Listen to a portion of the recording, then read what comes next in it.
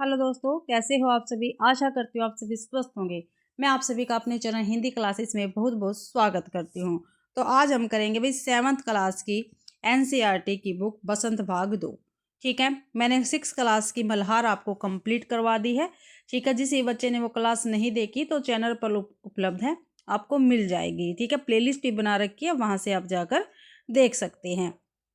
आज की क्लास में हम क्या क्या करेंगे ये देख लेते हैं।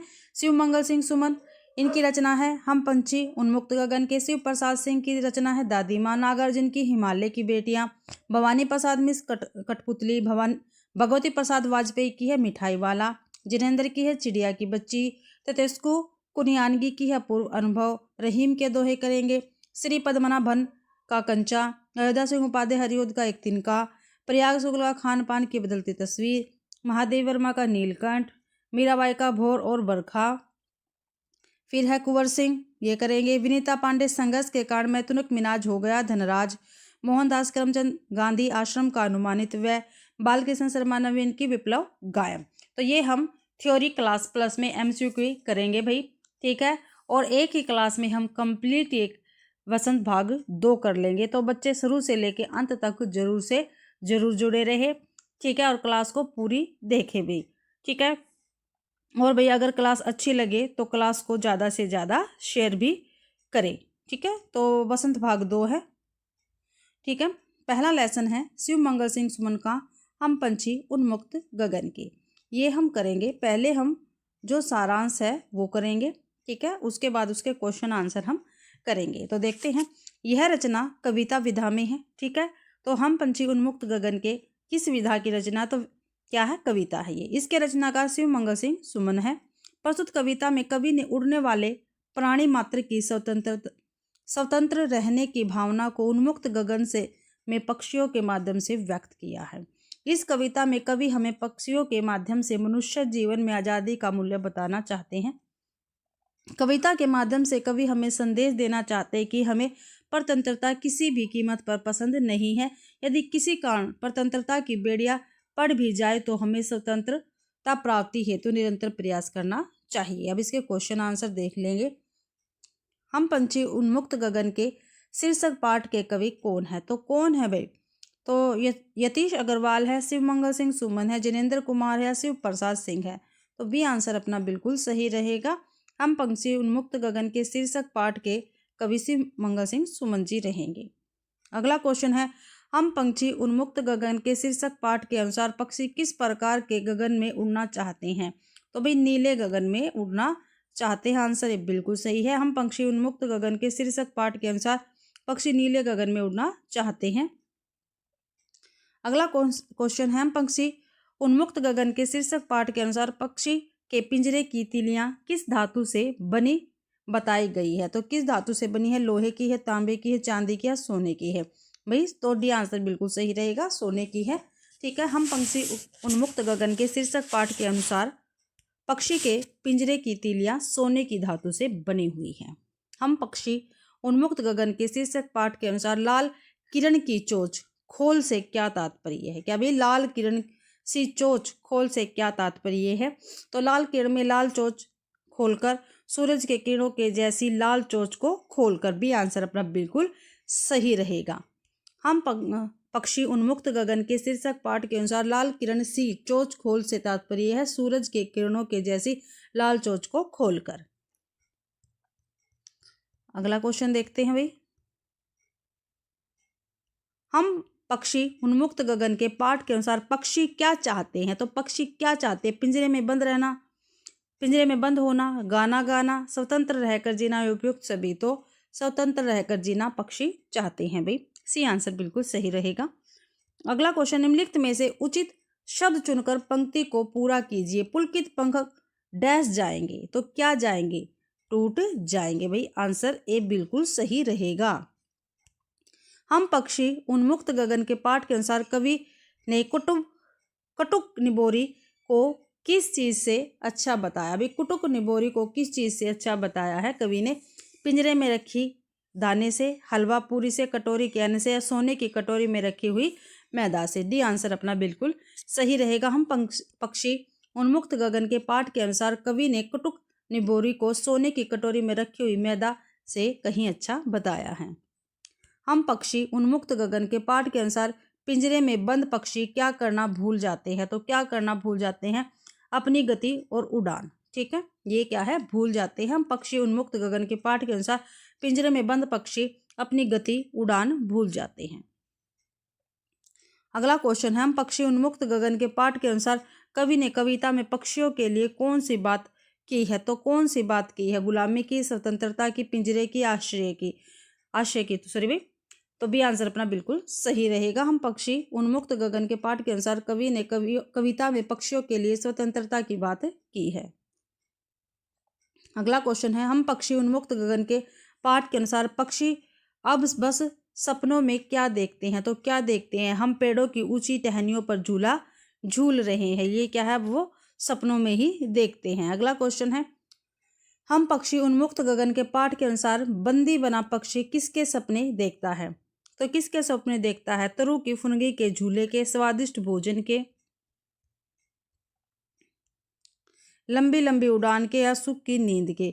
तो आंसर है बिल्कुल सही रहेगा। हम पक्षी उन्मुक्त गगन के पाठ के अनुसार जो बंदी बना पक्षी है वह तरु की फुनगी के, झूले के सपने देखता है।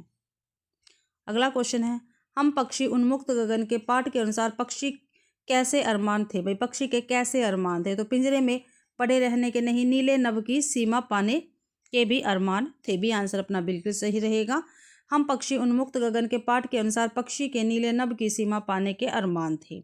अगला क्वेश्चन है, हम पक्षी उन्मुक्त गगन के पाठ के अनुसार पिंजरे में रहकर पक्षी अपना कौन सा रूप खो देते हैं? तो कौन सा स्वाभाविक बनावटी रूप, हंसने का, रोने का? तो स्वाभाविक रूप क्या है? वो खो देते हैं। आंसर बिल्कुल सही है। हम पक्षी उन्मुक्त गगन के पाठ के अनुसार पिंजरे में रहकर पक्षी अपना स्वाभाविक रूप खो देते हैं। दूसरा लेसन है दादी माँ। ठीक है, ये शिव प्रसाद सिंह जी की क्या है? एक कहानी है दादी माँ भी। प्रस्तुत पाठ कहानी विधा में रचित है। ठीक है, तो जो दादी माँ है, ठीक है, इसकी विधा क्या है? तो ये कहानी है। क्या है? ये कहानी है। इस कहानी के लेखक शिव प्रसाद सिंह है। यह पाठ लेखक और उसकी दादी माँ के बीच घनिष्ठ आत्मीय संबंध की कहानी है। दादी माँ उनकी पहली कहानी थी। दादी माँ से नई कहानी का प्रवर्तन स्वीकार किया गया और यही नहीं, यह वह कहानी थी जिसे अपनी आंचलिक कहानी होने का गौरव प्राप्त हुआ। शिव प्रसाद सिंह को सितारे हिंद भी कहा जाता है। शिव प्रसाद जी ने लॉर्ड हार्डिंग के सिवर के लिए और शिमला एजेंसी में अंग्रेजों के लिए मुख्य सचिव के रूप में भी काम किया है। मई 1870 ईस्वी में इन्होंने भारत का सितारा या सितारे हिंद की उपाधि से सम्मानित किया गया था। अब क्वेश्चन आंसर देखते हैं दादी माँ के। पहला क्वेश्चन है, दादी माँ पाठ के अनुसार लेखक के बीमार होने पर उसकी सबसे अधिक देखभाल कौन करता था? मेष, महाराज, माँ, दादी माँ या घर का नौकर? तो दादी माँ करती थी। सी आंसर बिल्कुल सही है। शिव प्रसाद सिंह की दादी माँ पाठ के अनुसार लेखक के बीमार होने पर उसकी सबसे अधिक देखभाल दादी माँ करती थी। महामारी या ठीक है, महामारी या विषुका के दिनों में दादी माँ कैसा पानी पीने के लिए देती थी? तेज गर्म, लौंग और गुड़ मिश्रित जल, या गुनगुना या शीतल जल? तो लौंग और गुड़ मिश्रित जल भाई पीने के लिए देती थी माँ। भी आंसर सही है। शिव प्रसाद सिंह कृत दादी माँ पाठ के अनुसार महामारी या विषुचिका के दिनों में दादी माँ लौंग और गुड़ का पानी पीने के लिए देती थी। अगला क्वेश्चन है, दादी माँ पाठ के अनुसार कुनेन मिक्सर से आप क्या समझते हैं? कुनेन मिक्सर तो क्या है भाई? ये एक प्रकार का शरबत है, एक तीखी दवाई जिससे बुखार ठीक हो जाता है। ठीक है, बी आंसर बिल्कुल सही रहेगा। अगला क्वेश्चन है, दादी माँ पाठ के अनुसार लेखक को अब बुखार हो जाए तो उसे अच्छा क्यों नहीं लगता? तो क्यों अच्छा नहीं लगता? सही दवाई नहीं ले पाता, उसका कार्य रुक जाता, दादी माँ का प्यार प्राप्त नहीं होता? तो इसी आंसर बिल्कुल सही रहेगा। दादी माँ पाठ के अनुसार दादी माँ का व्यक्तित्व कैसा था? तो कैसा था? स्नेह और ममता भरा। ये आंसर अपना बिल्कुल सही रहेगा। दादी माँ पाठ के अनुसार दादी क्यों उदास रहती थी? तो क्यों उदास रहती थी? दादा की मृत्यु हो जाने के कारण दादी माँ उदास रहती थी। सी आंसर सही है। दादी माँ पाठ के अनुसार परिस्थितियों का वात्या चक्कर शब्दों से आप क्या समझते हैं? तो परिस्थितियों में फंसना, मुश्किल में पड़ना, जीवन में घटने वाली घटनाएं। इससे आंसर बिल्कुल सही रहेगा। दादी माँ पाठ के अनुसार दादा ने दादी को क्या धोखा दिया, तो क्या धोखा दिया था? दादी से पहले मरकर। ठीक है, दादी से पहले मरकर दादा ने दादी को धोखा दिया था। दादी माँ पाठ के अनुसार लेखक की क्या था, तो कौन आकर बैठ गया था? कौवा, उल्लू, चिड़िया या कबूतर? तो भाई कौन आकर बैठ गया था, आंसर ये बिल्कुल सही है। शिव प्रसाद सिंह की दादी माँ कहानी के अनुसार लेखक की खिचड़ी नहीं, खिड़की पर कौवा आकर बैठ गया था। दादी माँ पाठ के अनुसार लेखक को क्या अपशगुन लगा, तो क्या अपशगुन लगा? कौवे का पंख फैलाकर खिड़की पर बैठना। दादी के अनुसार दादी माँ पाठ के अनुसार लेखक के हाथ में पत्थर क्यों कांप रहा था, तो क्यों कांप रहा था? पत्थर में दादी की मृत्यु का संदेश था। पत्थर से ही लेखक को पता चला कि उसके पिता चल बसे हैं। पत्थर से ही पता चला कि उसकी सारी जमीन जमींदार का कब्जा हो गया है। या पत्थर में उसकी माँ के मरने का समाचार था। तो भाई आंसर ये बिल्कुल सही रहेगा।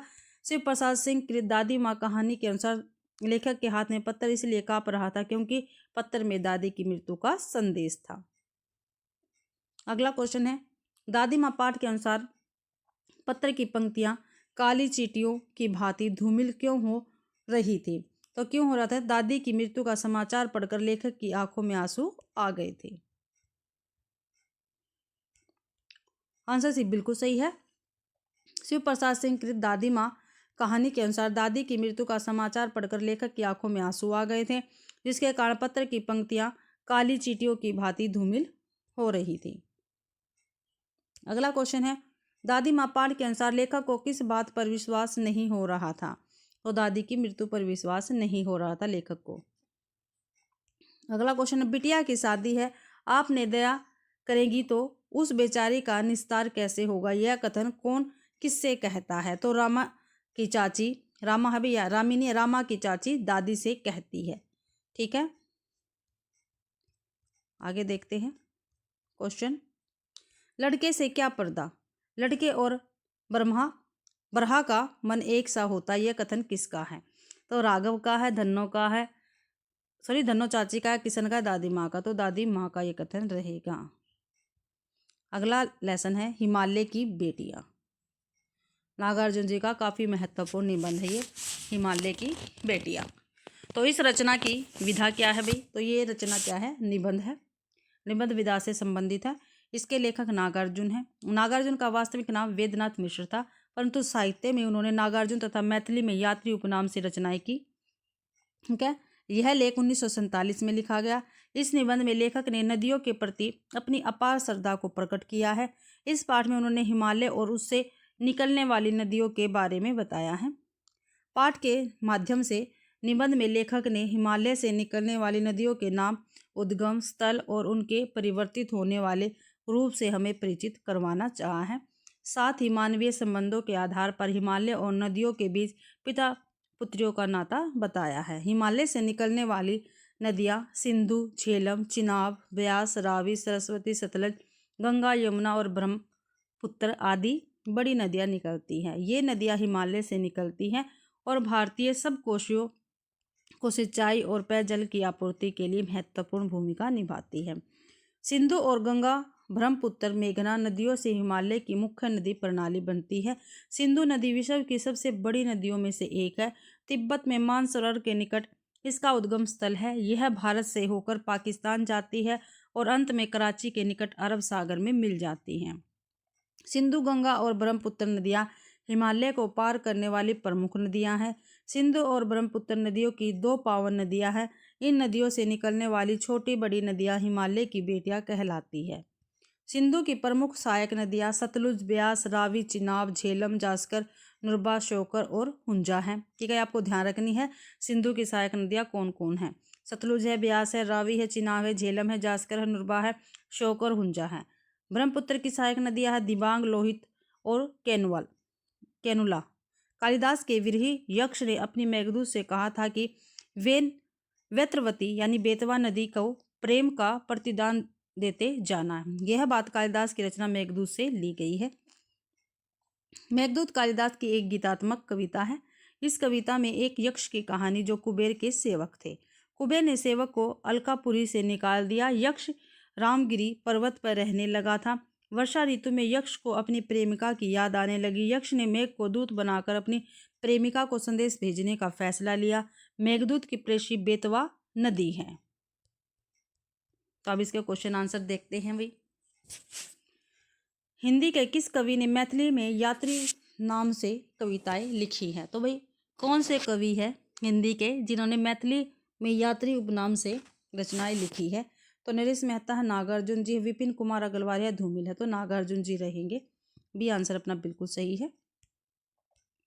आंसर भी बिल्कुल सही। हिंदी के कवि नागार्जुन ने मैथिली में यात्री नाम से कविताएं लिखी थी। नागार्जुन की खड़ी बोली में सर्वप्रथम प्रकाशित रचना राम के प्रति है, जो विश्व बंधु पत्रिका में 1935 ईस्वी में प्रकाशित हुई थी। नागार्जुन की भाषा क्या है? तो क्या है भाई? ब्रज भाषा है, अवधी है, खड़ी बोली है, संस्कृत है। तो खड़ी बोली है भाई। नागार्जुन की भाषा क्या है? खड़ी बोली है। आंसर से बिल्कुल सही। नागार्जुन की भाषा खड़ी बोली हिंदी है। नागार्जुन की काव्य भाषा के विविध रूप और वर्ण है। ये सुधी पाठकों के लिए भी कविता लिखते हैं और आम जनता के लिए भी। उनका भाषा संसार, संस्कृति, पाली, अपभ्रंश, खड़ी बोली, मैथिली से लेकर लोकमानस की आवरणहीन ठेठ गवई भाषा तक विस्तृत है। नागार्जुन ने स्वयं को जन कवि कहा है। काफी महत्वपूर्ण है भाई। नागार्जुन ने स्वयं को क्या कहा है? जन कवि कहा है। नागार्जुन को प्रगतिवाद का सलाहकार पुरुष भी कहा जाता है। डॉक्टर बच्चन सिंह ने नागार्जुन की कविताओं को नुक्कड़ कविता कहा है। क्या कहा भाई? नुक्कड़ कविता। किसने कही है? बच्चन जी ने कही है। और किसकी कविताओं को कहा है? नागार्जुन की कविताओं को कहा है। नागार्जुन को राजनीतिक कवि के रूप में भी जाना जाता है। नागार्जुन ने मैथिली भाषा में पत्रहीन नगन गाज शीर्षक से काव्य लिखा है। काफी महत्वपूर्ण है, ये भी जाता है। पत्रहीन नगन गाज जो काव्य है, इसकी भाषा क्या है? तो मैथिली भाषा। और किसकी रचना? नागार्जुन जी की है। इस कृति पर इन्हें 1968 ईस्वी में साहित्य अकादमी पुरस्कार मिला था भाई। नागार्जुन की प्रमुख कविताएं हैं युगधारा 1992, सतरंगे पंखों वाली 1959, प्यासी पथराई आंखें 1962, तालाब की मछलियां 1975, खिचड़ी विप्लव देखा हमने 1980, हजार हजार बाहों वाली 1981 में। अगला क्वेश्चन है, हिमालय की बेटियां पाठ के लेखक ने हिमालय पर्वत से निकलने वाली नदियों का किस रूप में वर्णन किया है? तो किस रूप में वर्णन किया है भाई? पुत्र के रूप में, बेटियों के रूप में, पिता के रूप में या माता के रूप में? तो बेटियों के रूप में वर्णन किया है। नागार्जुन कृत हिमालय की बेटियां पाठ के अनुसार लेखक ने हिमालय पर्वत से निकलने वाली नदियों का बेटियों के रूप में वर्णन किया है। हिमालय से निकलने वाली नदियां लेखक को दूर से कैसी दिखाई देती है? तो शांत और गंभीर दिखाई देती है भाई। लेखक को नदियां किस प्रकार की प्रतीत होती है? तो कैसी प्रतीत होती है? पूजनीय, संभ्रभात महिला या माँ या भगनी? तो भाई कैसी प्रतीत होती है भाई? अपना बी आंसर बिल्कुल सही रहेगा। नागार्जुन की हिमालय की बेटियां पाठ के अनुसार लेखक को नदियां संभ्रांत महिला की भांति प्रतीत होती है। लेखक को समतल मैदान में नदियां कैसी दिखाई देती है? तो विशाल दिखाई देती है भाई। नदियां कहाँ पहुंचकर विशाल हो जाती है? तो मैदानों में पहुंचकर नदियां विशाल हो जाती हैं। कहाँ जाकर नदियों का उछलना कूदना कम हो जाता है? तो मैदानों में जाकर नदियों का उछलना कूदना कम हो जाता है। किसका प्रेम पाकर भी नदियों का हृदय अतृप्त है? तो हिमालय का प्रेम पाकर भी नदियों का हृदय अतृप्त है भाई। हिमालय की बेटियां पाठ के लेखक ने बूढ़ा किसे कहा है? तो किसे कहा है? हिमालय को बूढ़ा कहा है भाई।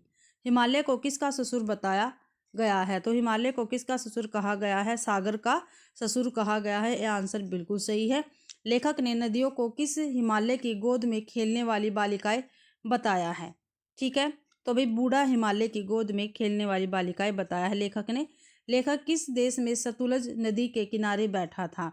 तो भाई तिब्बत।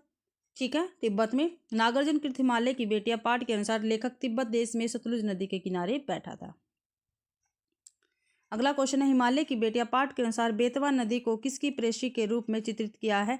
तो मेघदूत की प्रेषी के रूप में चित्रित किया है। हिमालय की बेटियां पाठ के अनुसार काका कालेकर ने नदियों को क्या कहा है? तो क्या कहा है? लोक माता कहा है भाई। आपको ध्यान रखना, काफी महत्वपूर्ण क्वेश्चन है ये। हिमालय की बेटियां पाठ के अनुसार लेखक ने नदियों के पानी में डुबकी लगाने की तुलना किसकी गोद से की है? तो माँ, मासी, दादी, मौसी यानी सभी के रूप में की है भाई। अगला क्वेश्चन है, कालिदास के विरही यक्ष ने अपने मेघदूत से कहा था, वैतविक या बेतवा नदी को प्रेम का प्रतिदान देते जाना, तुम्हारी वह प्रेसी तुम्हें पाकर अवश्य ही प्रसन्न होगी। यह बात इन चंचल नदियों को देखकर मुझे अचानक याद आ गई। उपयुक्त कथन किस रचना है का है? तो हिमालय की बेटियां का है भाई, निबंध का। अगला है भाई लेसन कठपुतली। ठीक है, कविता है भवानी प्रसाद मिश्र जी की और काफी महत्वपूर्ण कविता है। ठीक है, प्रस्तुत पाठ की विधा क्या है भाई? विधा कविता विधा से है ये। इसके रचनाकार भवानी प्रसाद मिश्र है। कठपुतली कविता के माध्यम से कवि संदेश देना चाहते हैं कि आज़ादी का हमारे जीवन में महत्वपूर्ण स्थान है। पराधीनता व्यक्ति को व्यथित कर देती है, तो स्वतंत्र होना और उसे बनाए रखना बहुत जरूरी है। कविता में कवि ने संदेश दिया है कि स्वतंत्रता का जीवन कोई भी नहीं जीना चाहता, चाहे फिर कठपुतली ही क्यों न हो। कठपुतली कविता मानवीय स्थिति के लिए एक रूपक के रूप में कार्य करती है। यह हमारे जीवन पर बाहरी कारकों के प्रभाव को उजागर करती है और हमें अपने भाग्य का प्रसाद स्वयं लेने के लिए प्रोत्साहित करती है। यह हमें सामाजिक मानदंडों और अपेक्षाओं पर सवाल उठाने का आग्रह करती है, व्यक्तित्व और आत्मनिर्णय के विचार को बढ़ावा देती है। इस कविता में कठपुतलियां स्वतंत्रता की इच्छा से स्वयं अपनी बात व्यक्त कर रही है। उनके समक्ष स्वतंत्रता को साकार बनाने वाली चुनौतियां हैं। धागे में कठपुतलियां पराधीन हैं। आगे देखते हैं भाई, क्वेश्चन आंसर है विश्लेषण के। गीत फरोश किसकी रचना है? तो भवानी मिश्र जी की रचना रहेगी। आंसर ये बिल्कुल सही है।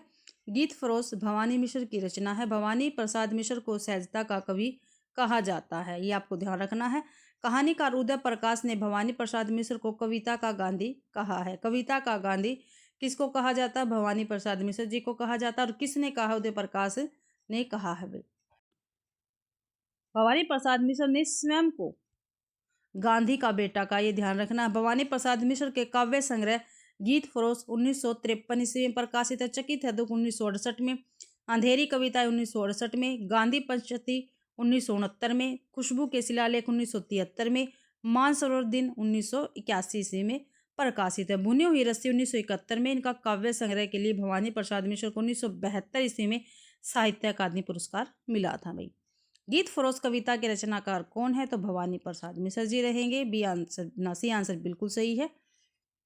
गीत फरोश कविता के रचनाकार भवानी प्रसाद मिश्र है। गीत फरोश कविता सर्वप्रथम अज्ञे द्वारा संपादित दूसरे सप्तक जो 1951 में प्रकाशित हुआ था। भवानी प्रसाद मिश्र के प्रमुख काव्य संग्रह निम्न है। गीत फरोश, चकित है दुख, गांधी पंचती, बुनी हुई रस्सी, खुशबू के शिलालेख, अनाम तुम आते हो, इदम नम, संपत्ति, तुलसी की आग। ठीक है, इनकी प्रमुख कविता निम्न है। गीत फरोश, वाणी की दीनता, सतपुड़ा के जंगल, टूटने का सुख और कमल के फूल। आगे देखते हैं। न वह अच्छा न बुरा, न वह कोमल है न सख्त, वह है सिर्फ शुद्ध वक्त। किसने कहा है? तो भवानी प्रसाद मिश्र जी ने कहा है। सी आंसर बिल्कुल सही रहेगा। न वह अच्छा न बुरा, न वह कोमल है न सख्त, वह है सिर्फ शुद्ध वक्त। यह भवानी प्रसाद मिश्र जी का कथन है। भवानी प्रसाद मिश्र जी को सहजता का कवि कहा जाता है। कहानीकार उदय प्रकाश ने भवानी प्रसाद मिश्र को कविता गांधी कहा। भवानी प्रसाद मिश्र की चर्चित कविताएं है कमल के फूल, वाणी की दीनता, टूटने का सुख, सतपुड़ा के जंगल, सन्नाटा, गीत फरोश। मुक्ति बोध द्वारा लिखित कविता है चांद का मुंह टेढ़ा है, भूरी भूरी खाकदुल। रामधारी सिंह दिनकर की रचनाएं हैं रेणुका, हुंकार, रसवंती, कुरुक्षेत्र, रश्मि रथी, उर्वशी, परशुराम की प्रतिज्ञा। अगला क्वेश्चन है, कठपुतली कविता के अनुसार कठपुतली शब्द का अर्थ क्या है? तो क्या है भाई कठपुतली शब्द का अर्थ? काठ की पुतली। ठीक है, काठ की पुतली, ये आंसर बिल्कुल सही रहेगा। कठपुतली का जीवन कैसा था? तो कैसा था भाई? धागों से बंधा हुआ, स्वतंत्रता का, दूसरों के हाथों में, तो सभी था भाई। ये आंसर बिल्कुल सही रहेगा। कठपुतली गुस्से में से क्यों उबल पड़ी? तो क्यों उबल पड़ी? स्वतंत्रता से परेशान थी, इसलिए वह गुस्से से उबल पड़ी। अगला क्वेश्चन है, कठपुतली धागे तोड़ने का आग्रह क्यों करती है? तो क्यों करती है? आत्मनिर्भर होना चाहती है, इसलिए वह धागे तोड़ने का आग्रह करती है। ये आंसर सही है। कठपुतली को किस बात का दुख था? तो किस बात का दुख था? दूसरों के इशारों पर नाचने का दुख था भाई।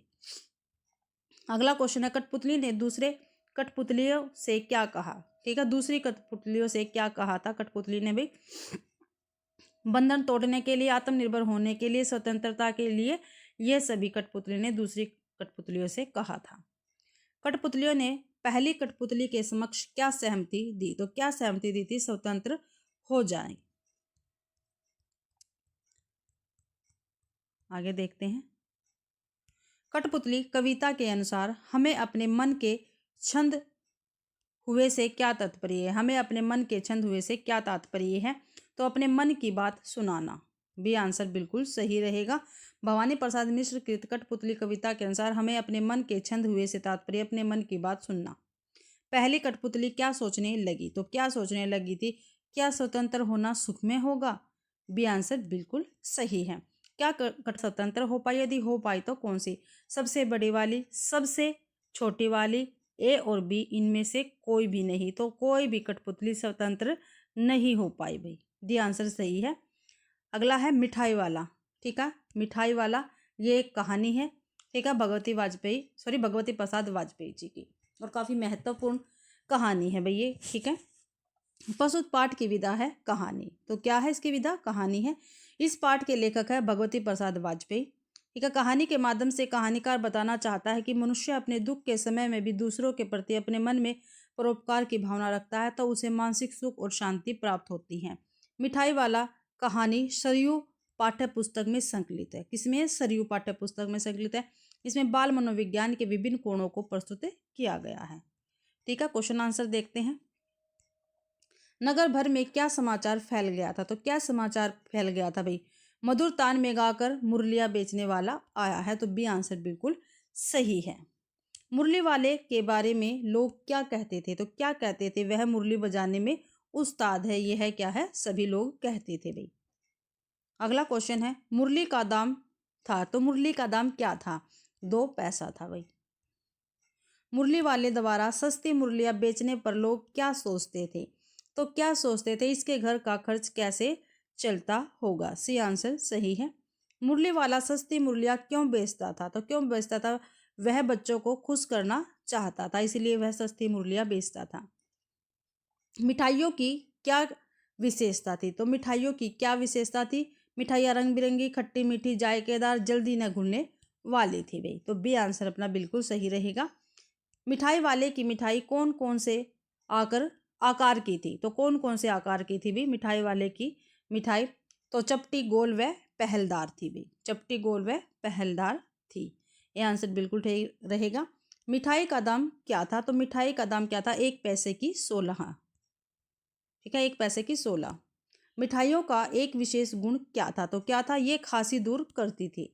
ठीक है, क्या करती थी भी? खांसी दूर करती थी मिठाई।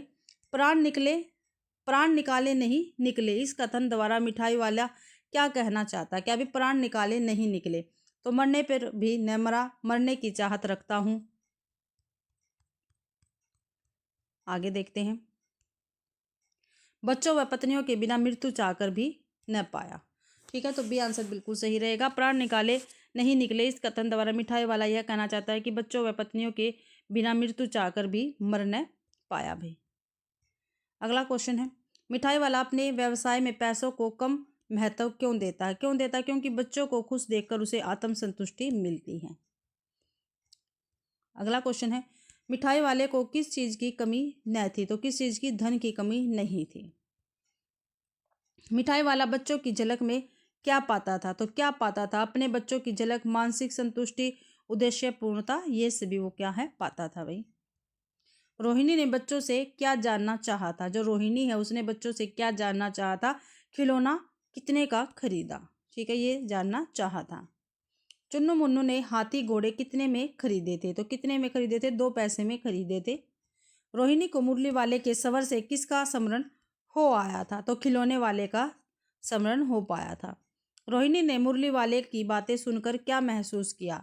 ऐसे फेरी वाले आते जाते रहते, वह महंगा सामान बेचता है, ऐसा सनी फेरी वाला पहले नहीं देखा, मुरली वाला अच्छा व्यवहार नहीं था। सी आंसर सही रहेगा भाई अपना। आंसर सी बिल्कुल सही है। मुरली वाले की उम्र कितनी होगी? तो कितनी होगी? 30-32 वर्ष की होगी।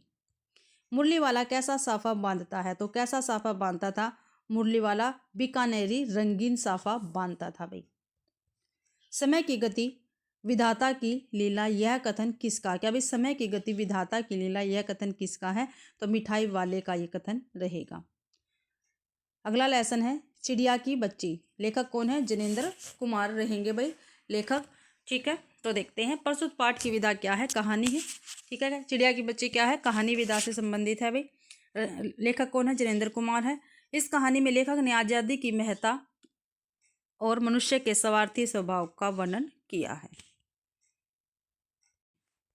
क्वेश्चन आंसर देखते हैं। माधव दास ने किसकी नई कोठी बनवाई थी? तो किसकी नई कोठी बनवाई थी भाई? पत्थर की, बालू की, सीमेंट आएगा भाई यहाँ पे, या संगमरमर की? तो संगमरमर की नई कोठी बनवाई थी। डी आंसर सही है। माधव दास ने कोठी के सामने क्या लगवाया था? तो क्या लगवाया था? सुहावना बगीचा लगवाया था भाई। ये आंसर सही है।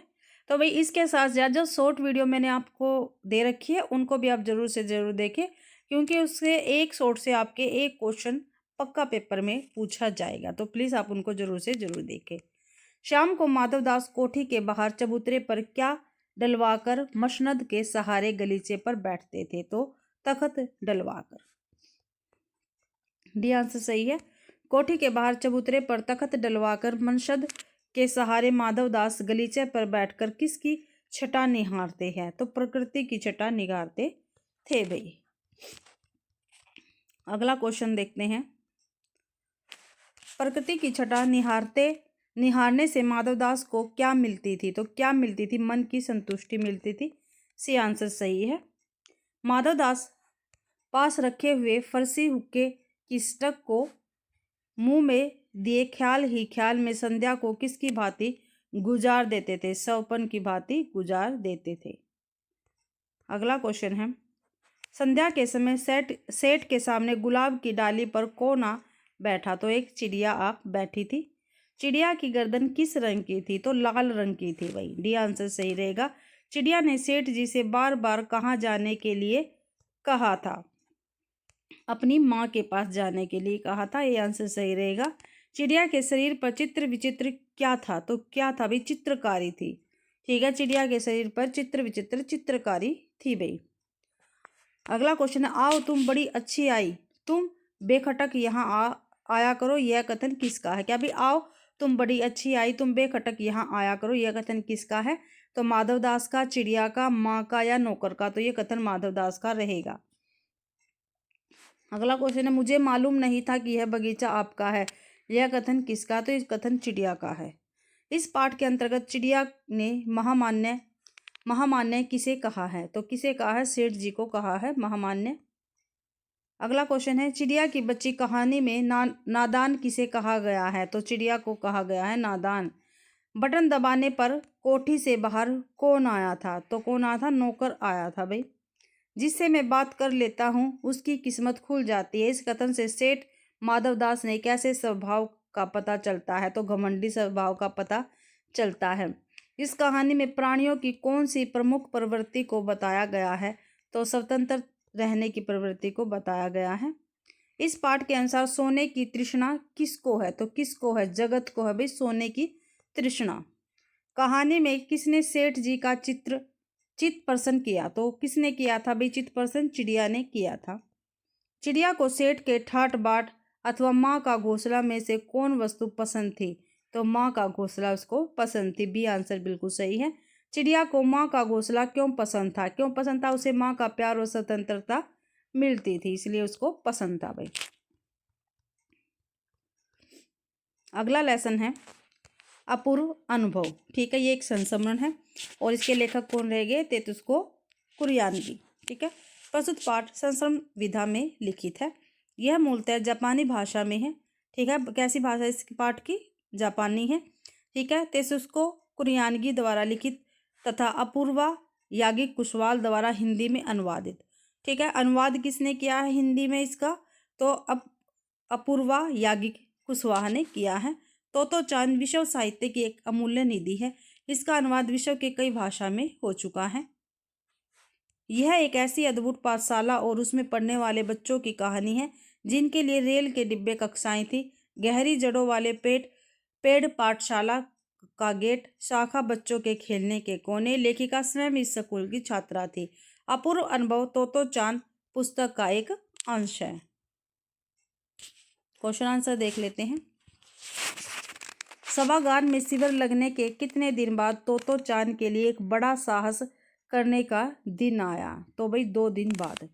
ठीक आंसर सी बिल्कुल सही है। सभागार में शिविर लगने के 2 दिन बाद तो चांद के लिए एक बड़ा साहस करने का दिन आया था।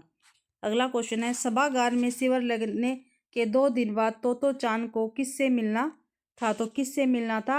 यासुकी चांद से मिलना था भाई, यासुकी चांद से मिलना था भी। आंसर सही है। तो चांद ने यासुकी चांद को किसके लिए न्योता दिया था? तो पेड़ पर चढ़ने के लिए न्योता दिया था।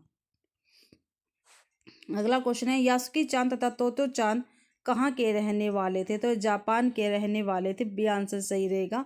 तो चांद जापान के किस नगर की रहने वाली थी? तो तोमोए की रहने वाली थी, तोमोए की रहने वाली थी।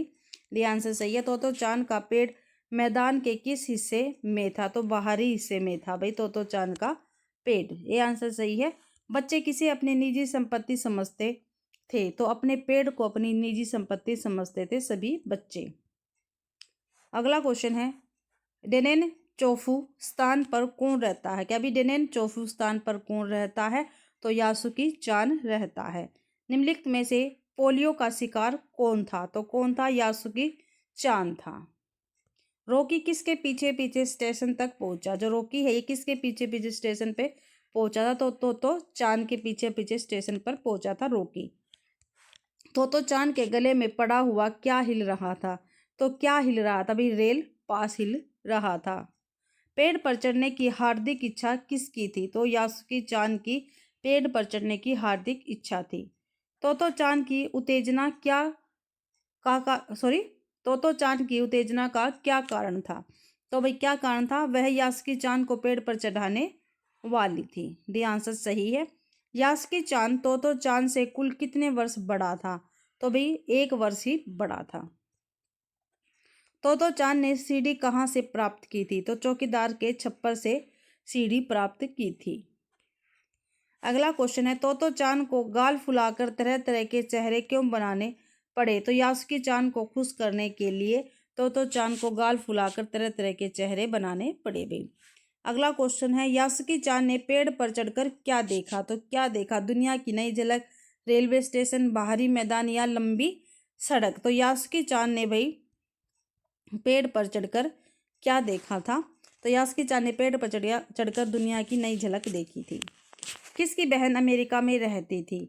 तो यासुकी चांद की बहन अमेरिका में रहती थी। टेलीविजन के बारे में तो चांद को किसने बताया था? तो यासुकी चांद ने बताया था। तो ऐसा होता है पेड़ पर चढ़ना, यह कथन किसका है? यासुकी चांद का है भाई। ठीक है। तो अगला लेसन है रहीम के दोहे। ठीक है, रहीम के दोहे। इसकी विधा क्या है? कविता है। रहीम के दोहे हिंदी साहित्य के प्रसिद्ध कवि अब्दुल रहीम खान ए खाना द्वारा रचित है भाई। ठीक है। वह मुगल सम्राट अकबर के नवरत्नों में शामिल थे। उनके दोहे हिंदी साहित्य में अपनी सरलता, गहराई और जीवन के सत्य को व्यक्त करने के लिए प्रसिद्ध है। 1584 में अकबर ने इन्हें खान खाना की उपाधि प्रदान की थी। अकबर के नवरत्नों में वह अकेले ऐसे रत्न थे जिनका कलम और तलवार दोनों विधाओं पर समान अधिकार था। अगला क्वेश्चन है, भाई क्वेश्चन आंसर करते हैं। रहीम के दोहे में मानव जीवन में किसके महत्व को दर्शाया गया है? तो किसके महत्व को दर्शाया गया है? भक्ति, नीति, राजनीति या बेरोजगारी? तो नीति को दर्शाया गया है। रहीम ने सच्चे मित्र की क्या पहचान बताई है? तो रहीम ने सच्चे मित्र की पहचान क्या बताई है? वह धन दौलत वाला होना चाहिए, नहीं। वह सगा संबंधी होना चाहिए, नहीं। जो मुसीबत में काम नहीं आए, नहीं। जो न केवल सुख अप्रति मुसीबत के समय भी साथ न छोड़े। तो सच्चे मित्र की पहचान बताई है। रहीम के अनुसार कैसे लोग सुख के समय सगे संबंधी बन जाते हैं? तो कठोर हृदय वाले, ईमानदार, सवार भी आंसर सही, सी आंसर सही लेगा। भाई सवार्थी लोग सुख के समय सगे संबंधी बन जाते हैं, सी आंसर सही रहेगा। विपत्ति किसकी कसौटी बताई गई है? तो विपत्ति किसकी कसौटी बताई गई है? मित्रता की कसौटी बताई गई है भाई। मछली के उदाहरण के माध्यम से कवि रहीम क्या बताना चाहते हैं? तो क्या बताना चाहते हैं? सच्चे प्रेम की पहचान बताना चाहते हैं मछली के माध्यम से। कवि रहीम के अनुसार कौन जाल से बाहर जाता था? तो कौन? पानी। कवि रहीम के अनुसार पानी जाल से बाहर जाता है भाई, बी आंसर सही है। मछली जल का मोह क्यों नहीं छोड़ती? क्यों नहीं छोड़ती? क्योंकि वह जल से प्रेम करती, इसलिए वह जल का मोह नहीं छोड़ती। समझदार लोग संपत्ति किसके लिए संचित करते हैं? तो परहित के लिए करते हैं भाई। धनवान से निर्धन बने व्यक्ति की तुलना किससे की गई है? तो कवार के बादल से की गई है। धनवान से निर्धन बने व्यक्ति की तुलना कवार या कुवार के बादल से की गई है। रहीम के दोहे में धरती का प्रमुख गुण कौन सा बताया गया? तो सहनशीलता बताया गया है। पेड़ और तालाब से हमें क्या शिक्षा मिलती है? परोपकार की भावना। भाई आगे देखते हैं। रहीम के दोहों में कौन अपनी वस्तुओं का प्रयोग नहीं करते? तो कौन नहीं करते? भाई तालाब और वृक्ष अपनी वस्तुओं का प्रयोग नहीं करते। रहीम ने मानव शरीर को किसके समान धैर्य करने वाला बताया है? तो धरती के समान धैर्य करने वाला बताया है। रहीम के दोहे के अनुसार दूसरों के कार्य के लिए संपत्ति कौन संचित करते हैं? तो सज्जन व्यक्ति करते हैं। अगला क्वेश्चन है, रहीम के दोहों की भाषा कैसी है? तो सरल और प्रभावमयी है। भाई भी आंसर सही रहेगा। अगला क्वेश्चन है कंचा। ठीक है, कंचा टी पद्मनाभन का है। भाई ठीक है, टी पद्मनाभन का है। क्या है? टी पद्मनाभन का है लेसन कंचा। और कंचा क्या है? कहानी है। भाई ये प्रस्तुत पाठ की विधा कहानी है। इस पाठ के लेखक टी पद्मनाभन है। कंचा पाठ में पद्मनाभन ने बच्चों के बाल मन की सहजता और कल्पना के सिद्धांत का वर्णन किया है। क्वेश्चन आंसर देख लेते हैं इस लेसन के। कंचा नामक कहानी में लेखक श्री टी पद्मनाभन ने किसका अत्यंत रोचक वर्णन किया है? तो बाल मनोविज्ञान और बाल सुलभ चेष्टाओं का महत्वपूर्ण वर्णन किया। काफी महत्वपूर्ण क्वेश्चन है भैया। कौन नीम के पेड़ों की घनी छाव से होता हुआ शियार की कहानी का मजा लेता आ रहा था? तो भाई कौन? अप्पू। दी आंसर सही है। अप्पू नीम के पेड़ों की घनी छाव से होता हुआ शियार की कहानी का मजा लेता आ रहा था। अप्पू स्कूल जाते समय किस कहानी का मजा ले रहा था? कौवा और सियार, कौवा और खरगोश, सियार और कुत्ता, कछुए और सियार की। ठीक है, तो किसकी कहानी का मजा ले रहा था? भाई अप्पू स्कूल जाते समय कौवा और सियार की कहानी का मजा ले रहा था। कोए से गाना गाने के लिए किसने कहा था? तो किसने कहा था? भाई सियार ने कहा था। कोए ने गाने के लिए मुंह खोला तो क्या जमीन पर गिर पड़ा? तो रोटी का टुकड़ा गिर पड़ा था। कौन रोटी के टुकड़े को उठाकर 9 2 11 हो गया? तो सियार रोटी के टुकड़े को उठाकर 9 2 11 हो गया। कंचा कहानी में किसे बुद्धू कहा गया है? तो किसे बुद्धू कहा गया? कोए को बुद्धू कहा गया है। अप्पू किस बात पर जोर से हंसा? कोए की मूर्खता पर जोर से हंसा। अप्पू चलते चलते कहाँ पहुंचा? तो कहाँ पहुंचा था? दुकान के सामने पहुंचा। अप्पू ने दुकान पर कौन सी नई एवं सुंदर वस्तु देखी? तो भाई कंचों का जार देखा था भाई उसने। दुकान पर कंचों के जार में अप्पू को कैसे कंचे दिखाई दिए? तो कैसे कंचे दिखाई दिए? हरी लकीर वाले बढ़िया सफेद गोल कंचे। सी आंसर सही है। लेखक ने हरी लकीर वाले बढ़िया सफेद गोल कंचों की तुलना किससे की है? तो आम से, सेब से, बेर से या आंवले से की है। तो भाई किससे की है? देख लेते हैं ऊपर। आंवले से की है। भाई लेखक ने हरी लकीर वाले बढ़िया गोल सफेद कंचों की तुलना आंवले से की है। पढ़ाई में ध्यान न होने के कारण अप्पू को अध्यापक ने क्या सजा दी थी? तो बेंच पर खड़ा होने की सजा दी थी। जॉर्ज कौन थे? तो कौन थे? भी अप्पू का सहपाठी था जॉर्ज। किसको बुखार हो गया था? जॉर्ज को बुखार हो गया था। बी आंसर सही है। किसका घर रामन के घर के रास्ते में पड़ता है? तो जॉर्ज का घर रामन के घर के रास्ते में पड़ता है। सी आंसर बिल्कुल सही है। जॉर्ज को बुखार होने की सूचना किसने दी थी? रामन ने दी थी। कक्षा में मलिका के बाद कौन बैठी थी? मलिका के बाद कौन बैठी थी भाई कक्षा में? तो अम्मू बैठी थी। कौन बैठी थी? अम्मू बैठी थी मलिका के बाद कक्षा में। मास्टर जी ने कक्षा में कौन सा पाठ पढ़ाया था? तो कौन सा पाठ पढ़ाया था? रेलगाड़ी। कंचा कहानी में लोहे का बड़ा पीपा किसे कहा गया है? तो किसको कहा गया है? बॉयलर को कहा गया है भाई। अगला लेसन है एक तिनका। ठीक है, ये भी एक कविता है अयोध्या सिंह उपाध्याय हरिओं जी की। ठीक है, प्रस्तुत पाठ की विधा क्या है? कविता है। क्या है भाई? ये कविता है एक। इसके रचयिता अयोध्या सिंह उपाध्याय हरिओं जी है। यह कविता एक उद्देश्य प्रधान रचना है। प्रत्येक कार्य में सक्षम होते हुए भी हमें कभी भी किसी चीज का घमंड नहीं करना चाहिए। इस कविता का यही संदेश है। क्वेश्चन आंसर देखते हैं भाई।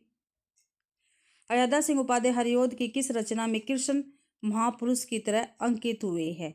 ठीक है, तो कौन सी ऐसी रचना है ठीक है, जिसमें जो कृष्ण है वो महापुरुष की तरह अंकित हुए हैं। तो रस कलश, अधखिला फूल, प्रिय प्रवास या पारिजात, चारों की चारों रचनाएं अयोध्या सिंह उपाध्याय हरिओद जी की है। प्रिय प्रवास में भाई कृष्ण महापुरुष की तरह अंकित हुए हैं। सी आंसर बिल्कुल सही है। अयोध्या सिंह उपाध्याय हरिओद के प्रिय प्रवास महाकाव्य में कृष्ण को महापुरुष के रूप में अंकित किया गया है।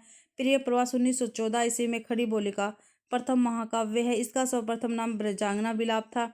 यह संपूर्ण काव्य संस्कृत के वर्णवृत्तों पर आधारित है। प्रिय प्रवास में कुल 17 सर्ग है, जिसमें कृष्ण के बचपन से लेकर मथुरा प्रस्थान तक का वर्णन किया गया है। इनको कवि सम्राट की उपाधि और प्रिय प्रवास पर मंगला प्रसाद पारितोषिक पुरस्कार मिला है।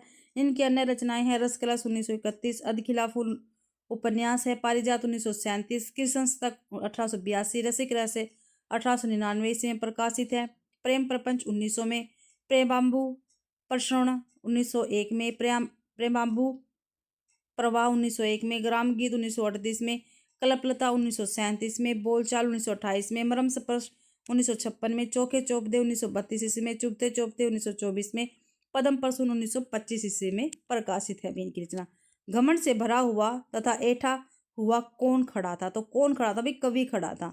ठीक है, बी आंसर बिल्कुल सही है। कवि कहाँ पर खड़ा था? तो कवि मुंडेर पर खड़ा था। डी आंसर सही है।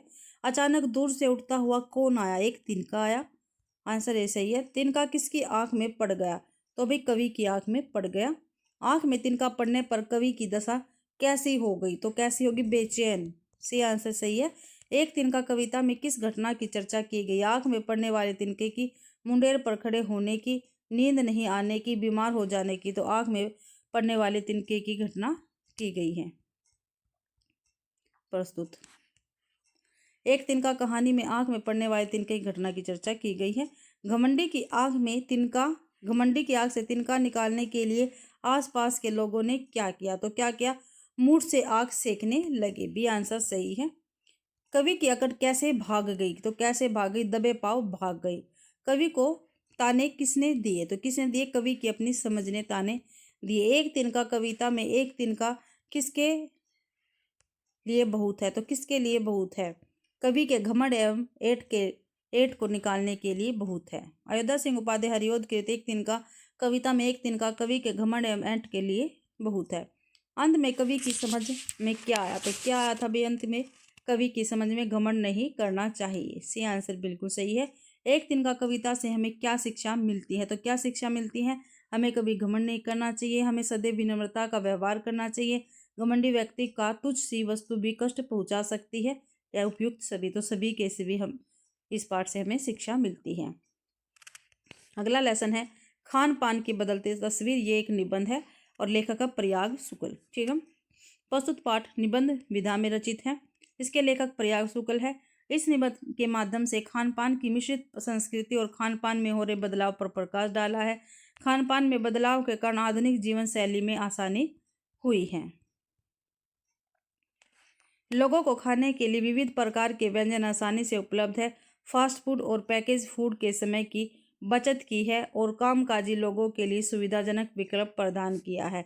पाठ में यह भी संदेश दिया गया कि हम दूसरे देशों और प्रांतों के खान पान को अपनाएं, लेकिन स्थानीय व्यंजनों के महत्व को अपनाकर उन्हें भी बढ़ावा दे। भाई क्वेश्चन आंसर देखते हैं। खान पान के बदलते दौर में सबसे अधिक कौन प्रभावित हुआ है? तो कौन प्रभावित हुआ है भाई? महिलाएं, नई पीढ़ी, पुरुष या वृद्धजन? तो जो नई पीढ़ी है ये बहुत प्रभावित हुई है। खान पान की बदलती तस्वीर पाठ के अनुसार 10-15 वर्षों में किसमें एक बड़ा बदलाव आया है? तो खान पान की संस्कृति में एक बड़ा बदलाव आया है। इडली, डोसा, बड़ा, सांभर, रसम अब केवल कहाँ तक सीमित नहीं है? तो कहाँ तक सीमित नहीं है? दक्षिण भारत तक सीमित नहीं है।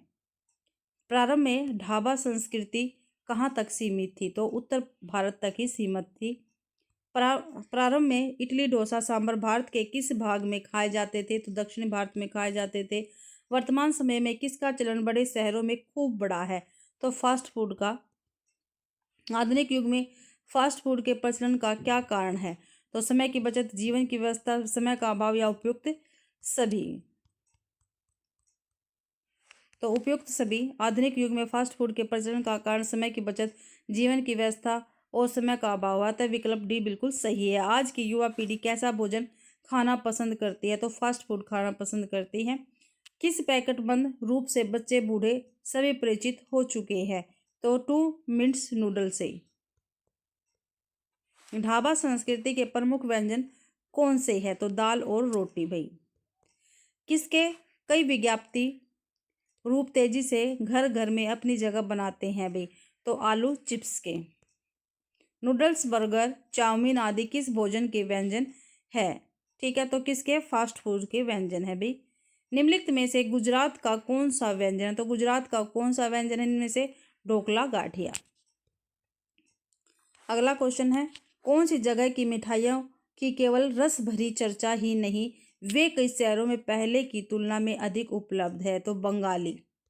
ठीक है, बी आंसर बिल्कुल सही रहेगा। कौन से वर्गीय जीवन में भोजन विविधता अपनी जगह बना चुकी है? तो मध्य वर्गीय जीवन में भोजन विविधता अपनी जगह बना चुकी है।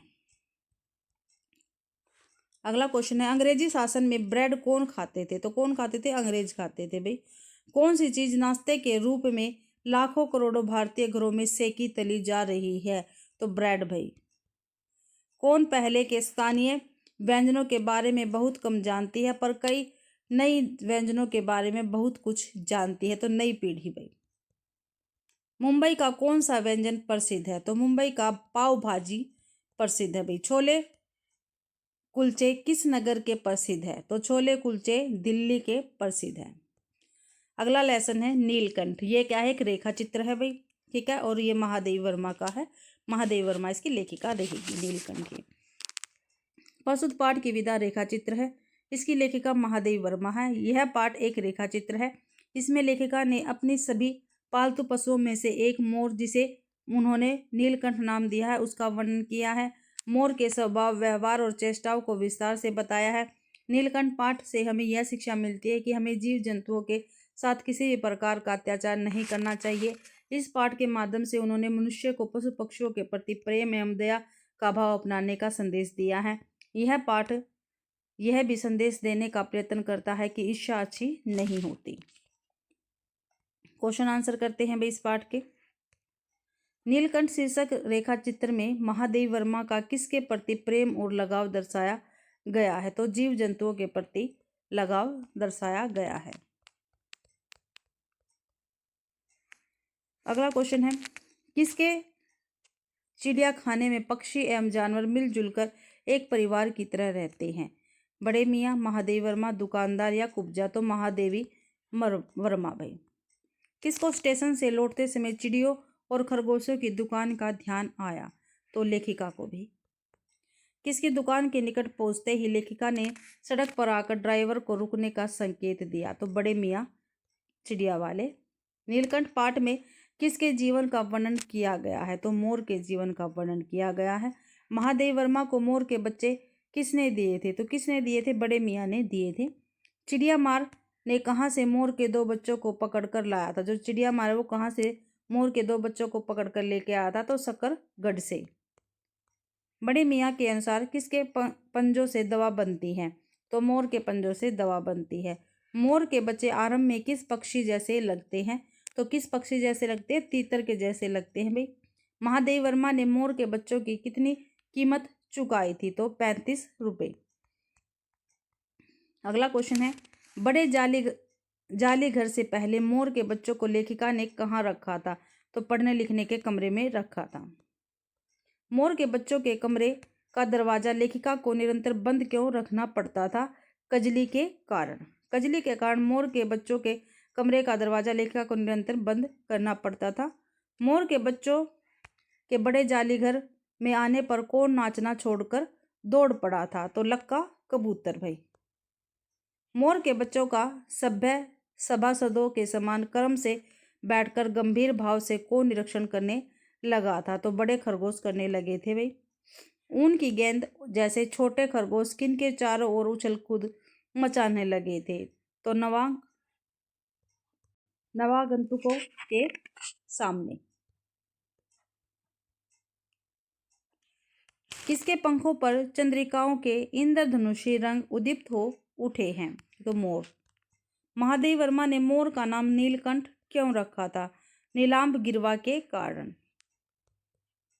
महादेवी वर्मा ने राधा किसका नाम रखा था? तो दूसरी मोरनी का नाम राधा रखा था।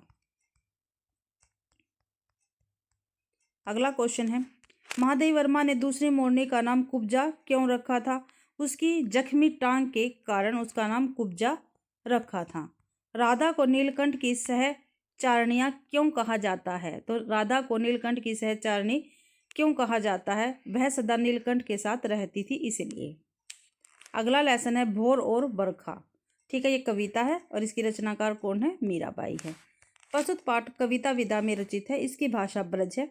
इसकी रचयिता या कवित्री मीराबाई है। मीराबाई श्री कृष्ण की महान भक्त और अद्वितीय कवित्री के रूप में जानी जाती हैं। प्रस्तुत पाठ में मीराबाई के 2 पद दिए गए हैं।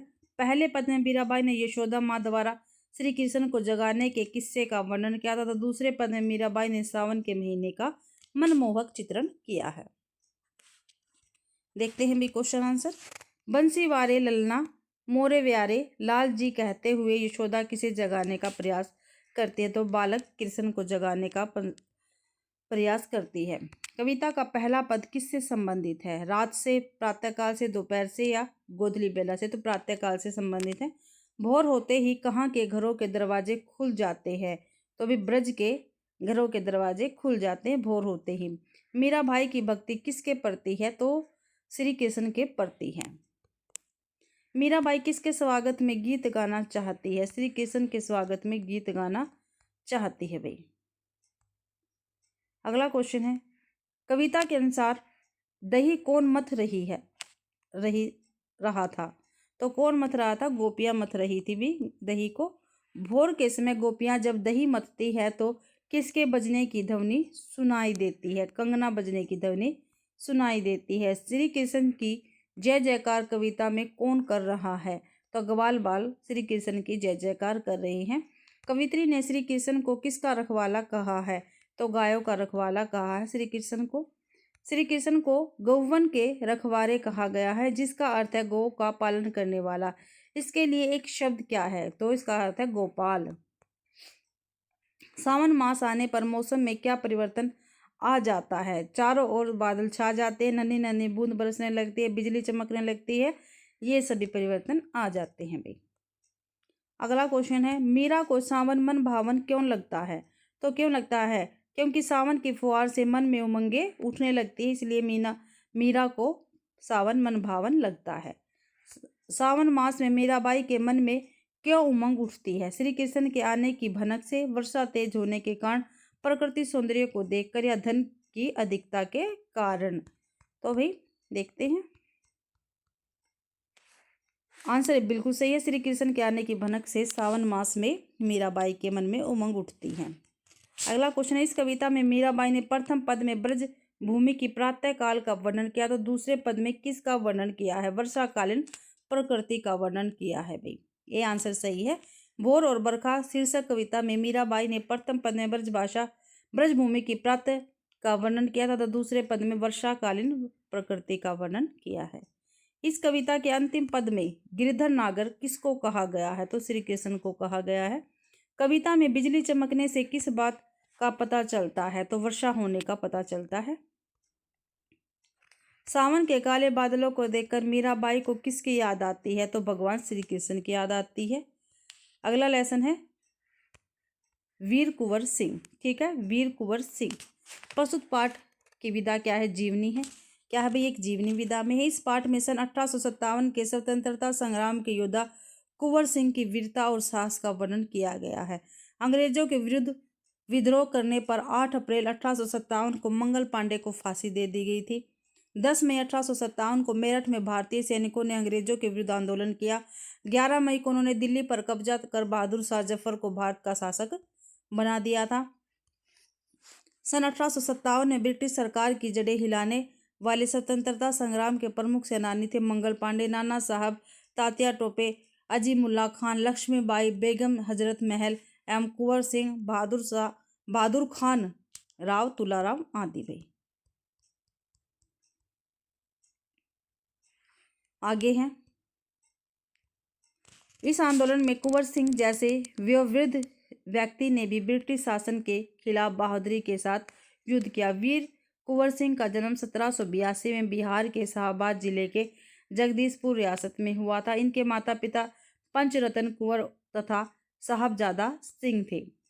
पिता की मृत्यु के बाद 1827 ईस्वी में उन्होंने जगदीशपुर रियासत की जिम्मेदारी संभाली। 25 जुलाई सन 1857 को दानापुर की सैनिक टुकड़ी ने विद्रोह कर दिया और वे सोन नदी पार कर आगरा की ओर चल पड़े। इन्होंने आरा पर विजय प्राप्त की भई।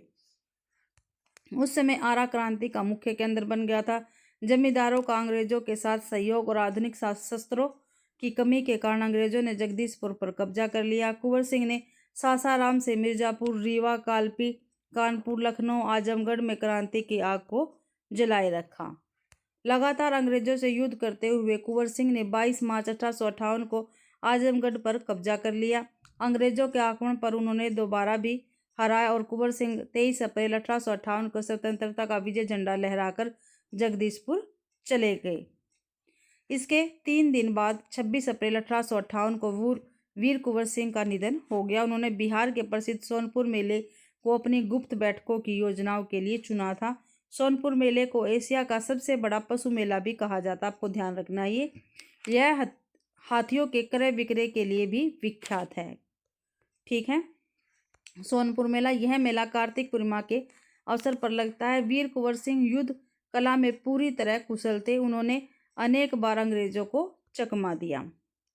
एक बार गंगा नदी को पार करने के लिए अपनी सेना के साथ शिवराजपुर से नाव की सहायता से अपने सैनिकों को नदी पार करा दी और अफवाह फैला दी कि वे अपनी सेना को बलिया के पास हाथियों पर चढ़ाकर पार कराएंगे।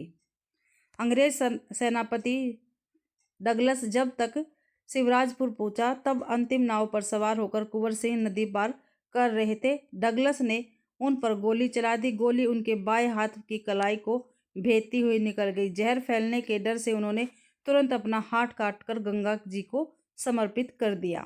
कुशल योद्धा होने के साथ साथ सामाजिक कार्य भी करते थे। उन्होंने अपने समय में निर्धनों की सेवा की, स्कूल के लिए जमीन दान में दी।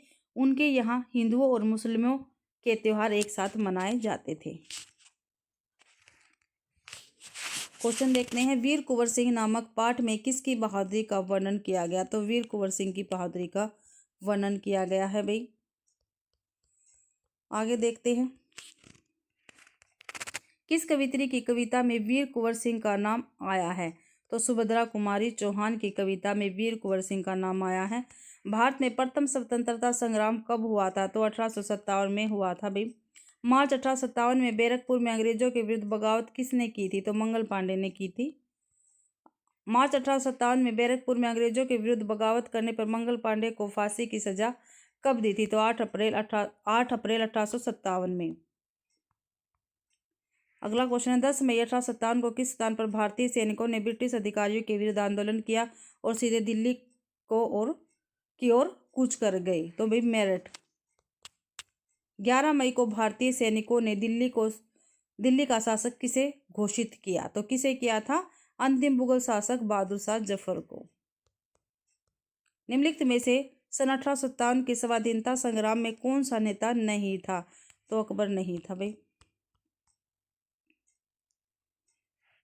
निम्नलिखित में से सन 1857 के स्वतंत्रता संग्राम के मुख्य नेता कौन थे? कुंवर सिंह थे। वीर कुंवर सिंह का जन्म कब हुआ था? तो सन 1782 ईस्वी में हुआ था। वीर कुंवर सिंह के पिता का क्या नाम था? तो साहबजादा सिंह था। वीर कुंवर सिंह की माता का क्या नाम था? तो पंचरतन था। वीर कुंवर सिंह के पिता साहबजादा सिंह किस रियासत के जमींदार थे? तो जगदीशपुर रियासत के जमींदार थे। किस कारण कुंवर सिंह के पिता बचपन में उनकी ठीक से देखभाल नहीं कर सके थे? पारिवारिक उलझनों के कारण। वीर कुंवर सिंह का पढ़ने के अलावा किस में अधिक मन लगता था? तो कुश्ती और घुड़सवारी में अधिक मन लगता था। वीर कुंवर सिंह को बचपन में कौन सा शौक नहीं था? तो शतरंज खेलने का शौक नहीं था। तलवारबाजी का भी था, घुड़सवारी का भी था और कुश्ती का भी था भी।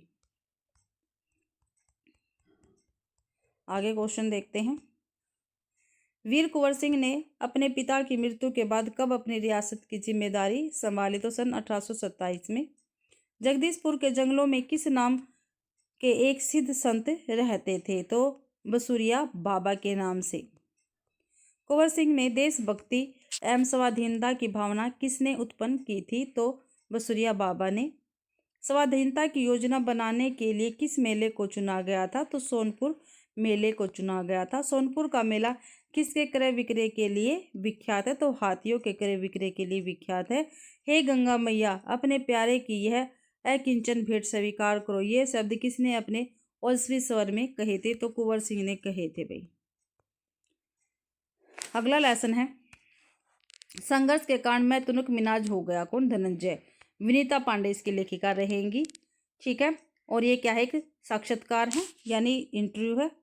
ठीक है, प्रस्तुत साक्षात्कार लेखिका विनीता पांडे हैं। धनराज पिल्ले एक फील्ड हॉकी खिलाड़ी और भारतीय हॉकी टीम के पूर्व कप्तान हैं। इस समय वे भारतीय हॉकी टीम के प्रबंधक हैं। साथ ही कंवरपाल सिंह गिल के निलंबन के पश्चात निर्मित भारतीय हॉकी फेडरेशन की अनौपचारिक समिति के सदस्य भी है भाई। धनराज पिल्ले का बचपन काफी आर्थिक संकेतों के बीच गुजरा। मात्र 16 वर्ष की आयु में उन्हें मणिपुर में 1985 में जूनियर राष्ट्रीय हॉकी खेलने का मौका मिला। 1979 में ओलविन एशिया कप कैंप के लिए चुना गया। भारतीय टीम के लिए खेलते समय अपनी तेज गति के लिए उन्होंने तूफान नामक उपनाम हासिल किया। धनराज पिल्ले की उपलब्धियों को मान्यता देते हुए उन्हें 2000 में भारत सरकार द्वारा पद्मश्री से सम्मानित किया गया। इनकी कप्तानी में भारत ने एशियाई खेल 1998 और एशियाई कप 2003 जीते। वर्ष 1999 और 2000 के लिए भारत के सर्वोच्च खेल सम्मान मेजर ध्यानचंद खेल रत्न पुरस्कार मिला। सोमिया और जोकिम करवलोह ने धनराज को कृत्रिम घास पर खेलने की तरकीब सिखाई। धनराज को 1995 में अर्जुन पुरस्कार तथा 1999 राजीव गांधी खेल पुरस्कार भी मिला भी। क्वेश्चन आंसर देखते हैं। हॉकी के प्रसिद्ध खिलाड़ी धनंजय पिल्ले अब जब 35 वर्ष के हो गए तो उनका एक साक्षात्कार किसने लिया? तो विनीता पांडे ने लिया था। धनराज पिल्ले किस राज्य के रहने वाले थे? तो महाराष्ट्र के रहने वाले थे भाई। धनराज पिल्ले को हॉकी खेलने की प्रेरणा किससे मिली थी? तो अपने बड़े भाइयों से मिली थी। धनराज पिल्ले का बचपन कैसा था? तो कैसा था भी? मुश्किलों से भरा हुआ था। धनराज अपनी बारी का कैसे इंतजार करता था? तो धैर्य से इंतजार करते थे। धनराज पिल्ले को पहली स्टिक कब मिली थी? तो कब मिली थी? बड़ा होने पर 5 वर्ष का था तब, बड़े भाई को भारतीय कप के लिए चुने जाने पर, या पिता के उपहार स्वरूप दी गई थी? तो धनराज पिल्ले की पहली स्टिक उनके बड़े भाई को भारतीय कैंप के लिए चुना जाने पर मिली थी। धनराज पिल्ले को पुरानी हॉकी स्टिक किसने दी थी? तो किसने दी थी? बड़े भाई ने दी थी। धनराज पिल्ले के लिए यह पुरानी हॉकी स्टिक भी कीमती क्यों थी? क्योंकि वह उसकी अपनी थी। धनराज पिल्ले ने अपने चिड़चिड़ा होने का क्या कारण बताया था? तो क्या कारण बताया? उसे जिंदगी में हर छोटी बड़ी चीज के लिए जूझना पड़ा। धनराज कैसा इंसान था? तो कैसा इंसान था? भावुक इंसान थे। निम्नलिखित में से धनराज किस किस की कदर करता है? तो किस किस की कदर करता है? अपने दोस्तों एवं परिवार वालों की। धनराज पिल्ले ने साक्षात्कार में अपनी गलतियों के विषय में क्या बताया है? अपनी गलतियों के लिए माफी मांगने में कोई शर्म महसूस नहीं होती। धनराज पिल्ले ने जूनियर राष्ट्रीय हॉकी का मैच कब खेला था? तो 1985 में खेला था। धनराज पिल्ले ने जूनियर राष्ट्रीय हॉकी का मैच कहाँ पर खेला था? तो कहाँ पर खेला था? मणिपुर में खेला था। धनराज पिल्ले मणिपुर में जूनियर राष्ट्रीय हॉकी का मैच खेलते समय कितने साल के थे? तो 16 साल के थे भाई, 16 साल के थे। धनराज पिल्ले को सीनियर राष्ट्रीय हॉकी टीम में कब लिया गया था? तो 1986 ईस्वी में लिया गया था। धनराज पिल्ले पढ़ाई में कैसा था? तो फिसड्डी था भाई। धनराज पिल्ले तुनक मिनाजी क्यों हो गए थे? संघर्ष के कारण। धनराज पिल्ले को सबसे अधिक प्रेरणा किससे मिली थी? तो अपनी माता से मिली थी। धनराज पिल्ले को 1988 में सबसे पहले कृत्रिम घास पर हॉकी खेलने का अवसर कहाँ पर मिला था? तो नई दिल्ली में मिला था। यह कोई जरूरी नहीं कि शोहरत पैसा साथ लेकर आए। यह कथन किसका? तो स्वयं धनराज पिल्ले का है। आगे देखते हैं भाई। आगे है भाई लेसन हमारा आश्रम का अनुमानित व्यय। मोहनदास करमचंद गांधी इसके लेखक रहेंगे। प्रस्तुत पाठ की विधा लेखा जोखा है। इस पाठ के लेखक मोहनदास करमचंद गांधी है। दक्षिण अफ्रीका से लौटकर गांधी जी ने अहमदाबाद में एक आश्रम की स्थापना की। उससे प्रारंभिक सदस्यों तथा सामान आदि का विवरण इस पाठ में है। अहमदाबाद में स्थापित आश्रम का संविधान स्वयं गांधी जी ने तैयार किया। इस संविधान के मसविद से पता चलता है कि वह भारतीय जीवन का निर्माण किस प्रकार करना चाहते थे भाई। क्वेश्चन आंसर देखते हैं। इस पाठ के अनुसार किन के द्वारा स्थापित आश्रम के अनुमानित व्यय का विवरण है? तो मोहनदास करमचंद गांधी। दूसरा क्वेश्चन है, गांधी जी आश्रम का निर्माण कहाँ करना चाहते थे? तो अहमदाबाद में करना चाहते थे। आश्रम में कितने रसोई घर बनाने का अनुमान लगाया गया था? तो 3। आश्रम में 50,000 वर्ग फुट क्षेत्रफल में क्या बनाने का अनुमान लगाया गया था? तो भाई क्या बनाने का अनुमान लगाया गया था? तो मकान बनाने का अनुमान लगाया गया था। खेती करने के लिए कितनी जमीन की मांग की गई? तो 5 एकड़ जमीन की मांग की गई। आश्रम में कितनी पुस्तकें रखने लायक पुस्तकालय और अलमारियां होने का अनुमान लगाया गया? तो 3,000 पुस्तकें रखने लायक पुस्तकालय और अलमारियां होने का अनुमान लगाया गया। अगला क्वेश्चन है, गांधी जी के अनुसार रसोई घर के सामान पर कुल कितने रुपए खर्च होने का अनुमान था? तो 150 रुपये यानी 150 रुपये। गांधी जी के अनुसार 50 लोगों पर औसतन 1 वर्ष का कुल कितना खर्च हो सकता? तो 6,000। गांधी जी के अनुसार स्टेशन से सामान या मेहमानों को लाने के लिए किस साधन की आवश्यकता थी? तो बैलगाड़ी की आवश्यकता थी भाई। गांधी जी के अनुसार कौन सा सामान पर कुल 5 रुपया खर्च आएगा? तो कौन से सामान पर? बढ़ई गिरी के सामान पर कुल 5 रुपया खर्च आएगा। गांधी जी ने खाने का खर्च किस प्रकार लगाया? तो किस प्रकार लगाया? 10 रुपया मासिक प्रति व्यक्ति।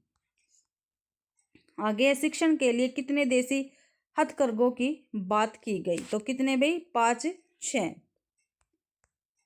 दक्षिण अफ्रीका से लौटकर गांधी जी ने अहमदाबाद में आश्रम की स्थापना कब करनी चाहिए? तो सन 1915 ईस्वी में करनी चाहिए। अगला क्वेश्चन है, गांधी जी ने जिस आश्रम की स्थापना की थी बाद में वह किस आश्रम के नाम से प्रसिद्ध हुआ? तो साबरमती आश्रम के नाम से प्रसिद्ध हुआ भाई। आगे लेसन है, विप्लव गायन कविता है ये बाल कृष्ण शर्मा नवीन की। प्रस्तुत पाठ की विधा क्या है? कविता है। इसके रचनाकार बाल कृष्ण शर्मा नवीन है। विप्लव गायन जड़ता के विरुद्ध विकास एवं गतिशीलता की कविता है। विकास की गतिशीलता और अवरुद्ध करने वाली प्रवृत्ति से संघर्ष करके कवि नया सृजन करना चाहता है। विप्लव गायन का अर्थ है क्रांति के लिए आह्वान करना। कविता का मूल भाव समाज में व्याप्त गलत रीति रिवाज, रूढ़िवादी विचारों व परस्पर भेदभाव त्याग कर विकास एवं गतिशीलता के प्रति जनमानस को नया सृजन के लिए प्रेरित करना। साहित्य एवं शिक्षा के क्षेत्र में अप्रतिम योगदान के लिए भारत सरकार द्वारा 1960 ईस्वी में इन्हें पद्म भूषण से सम्मानित किया गया। बाल कृष्ण शर्मा नवीन के नाम पर उत्तर प्रदेश सरकार के हिंदी संस्थान ने उनके सम्मान में बाल कृष्ण शर्मा नवीन पुरस्कार की स्थापना की। इस कविता के संपादक नंद किशोर नवल थे भाई। कौन थे? नव किशोर नवल थे। क्वेश्चन आंसर देखते हैं। विप्लव का गान कौन करना चाहता है? तो कौन करना चाहता है भाई? बाल कृष्ण शर्मा नवीन। कवि विप्लव का ही गान क्यों करना चाहता है? विप्लव के नाम से ही समाज में जागृति आ सकती है। जागृति के बल पर नए समाज का निर्माण हो सकता है। तो सी आंसर बिल्कुल सही रहेगा। अगला क्वेश्चन है, विप्लव गायन का किसका प्रतीक है? तो किसका प्रतीक है? बदलाव का प्रतीक है। विप्लव गायन कविता के माध्यम से कवि कैसी तान सुनाना चाहता है? हलचल वाली तान सुनाना चाहता है। कविता के अनुसार किस में चिंगारियां आकर बैठ गई है? तो वीणा में चिंगारियां आकर बैठ गई है। मिजराब शब्द का क्या अर्थ है? वीणा या सितार को बजाने के लिए उंगली पर लगाया जाने वाला मिजराब। कविता में वीणा बजाने वाली किसकी दोनों उंगलियां अकड़ गई है? तो कवि की दोनों उंगलियां क्या है? अकड़ गई है। विप्लव गायन कविता किसके विरुद्ध विकास और गतिशीलता की कविता है? तो जड़ता के विरुद्ध विकास और गतिशीलता की कविता है भाई। विकास और गतिशीलता के मार्ग में आने वाली सभी बाधा और रुकावटों को नष्ट करने की शक्ति एवं क्षमता किस में है? तो कवि के गीत में है। अगला क्वेश्चन है, कवि के अनुसार किसका कंठ रुका हुआ है? तो महानास का कंठ रुका हुआ है। मारक गीत का क्या अर्थ है? विनाश करने वाला।